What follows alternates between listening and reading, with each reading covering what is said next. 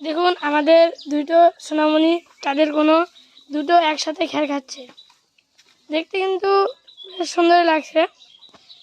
এর মুখ থেকে ও খ্যার টানার চেষ্টা করছে কিন্তু পারছে না। অনেক সময় এ ওকে ঢিসাচ্ছে কিন্তু এখন আর ঢিসাচ্ছে না।